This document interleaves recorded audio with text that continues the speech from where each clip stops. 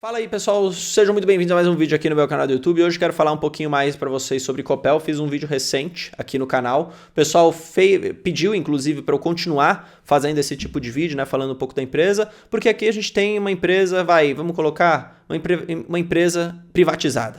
Vou colocar nessa palavra básica para todo mundo entender. A gente viu o processo acontecer. Ninguém esperava isso, para ser muito bem sincero. Não é à toa que a gente tem no ano as ações valorizando bastante, na casa aí dos 15%. Para uma empresa de energia é um negócio bastante, tá? É uma valorização bastante relevante. Isso tudo tem a ver com a privatização.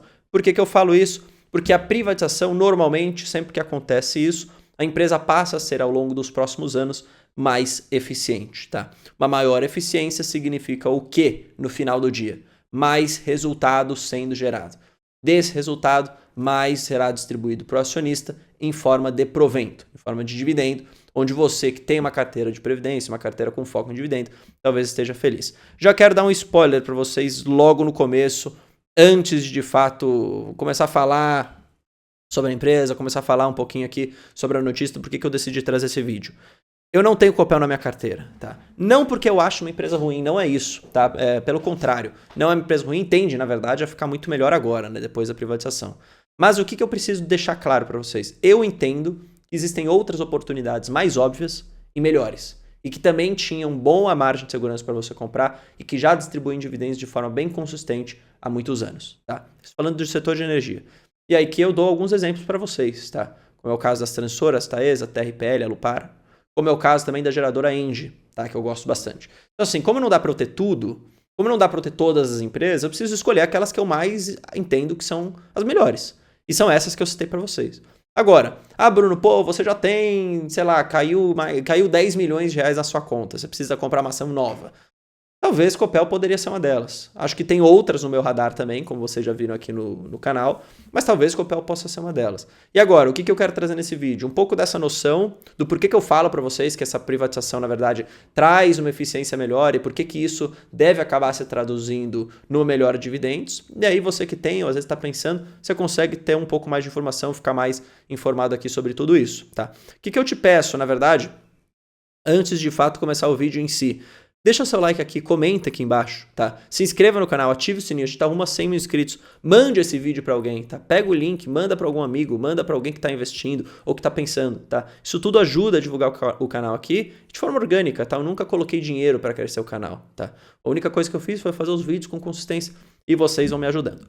Ok? Mas beleza, aqui como vocês estão vendo, né, a Copel final 6, tá? Então 8,76, uma valorização de quase 15% ano contra ano. Perceba ali em março, maio, que você vê, março, abril na verdade, né, que você viu uma queda bastante relevante. Depois disso, só essa alta bem expressiva, dado todas essas notícias da empresa. E olha só, a Copel anunciou um novo programa de demissão voluntária. É muito engraçado, engraçado no bom sentido, de ver isso daqui, porque foi exatamente o que a Eletrobras acabou fazendo, tá? Assim que teve a privatização. Então a gente teve esse programa de demissão voluntária, que os funcionários eles pedem a demissão, eles ganham os encargos, eles ganham tudo que está previsto em lei, tá? Mas por que isso serve? Para basicamente enxugar a folha de pagamento. A gente sempre soube, né, isso na história, que normalmente as empresas estatais elas são muito gordas no sentido de ter muita gente. E que às vezes ter muita gente é pouco eficiente. Por quê? Porque às vezes tem, sei lá, 3, 4 pessoas para fazer a mesma coisa. Você precisaria só de 2, você precisaria às vezes só de uma. Tá? Então quando você tem uma empresa que é privatizada e o seu objetivo final é gerar cada vez mais lucro para remunerar os seus acionistas, tá? Que são os brasileiros em geral, às vezes é o próprio governo, que acaba ficando com um pouco de participação também. Mas perceba, quando você tem o foco em gerar um resultado cada vez melhor, você busca pela eficiência. E a eficiência é o corte de custos, tá? E uma das coisas que pesa bastante no balanço das empresas é justamente a folha de pagamento, são as pessoas, tá?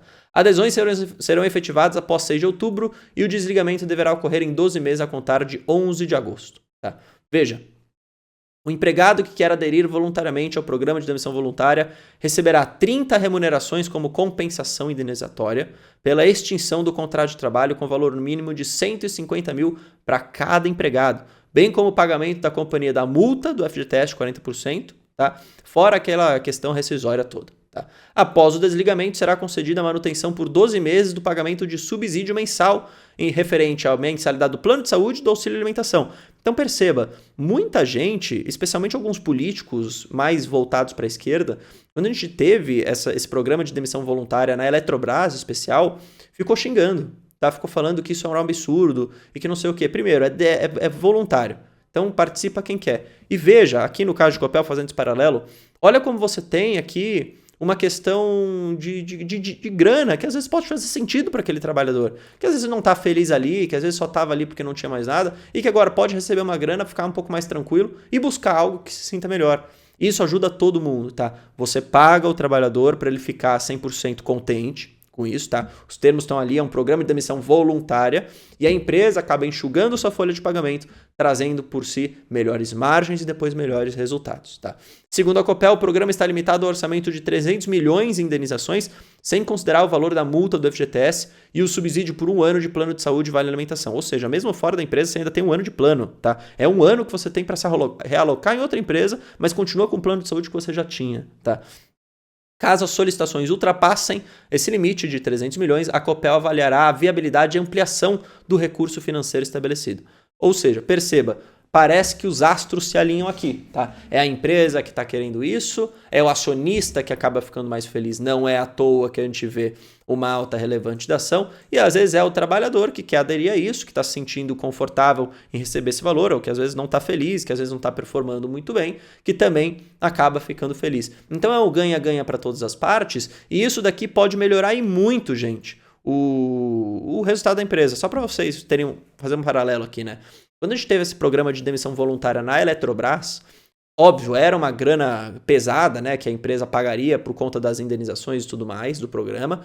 Só que, de acordo com os cálculos do analista aqui da Genial, que é onde eu trabalho, todo esse gasto que você teria com esse programa de demissão voluntário, ele seria pago em 12 meses, basicamente. Então, depois de 12 meses, você pagou isso que você gastou. E o melhor, depois, para o futuro, você não tem mais isso pesando no seu balanço.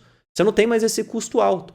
Então, assim, é um payback relativamente baixo frente ao que você vai colher de fruto ao longo de muitos e muitos anos. E, de novo, isso aqui fica bom para o acionista, porque é mais dividendo. Em vez de você pagar as pessoas, nesse caso, é um dinheiro que vai ficar para a empresa. Ela reinveste, cresce ou ela paga os outros, tá? Então, acho que a gente sempre tem que analisar os fatos de acordo com o senso de racionalidade, não o senso emocional. Porque às vezes você fala, programa de demissão, meu Deus, coitado. Não, mas aí você entende o que é, você entende quais são ali as variáveis, o que está sendo colocado nesse programa. E muitas vezes é bom para as pessoas que estão aderindo, tá?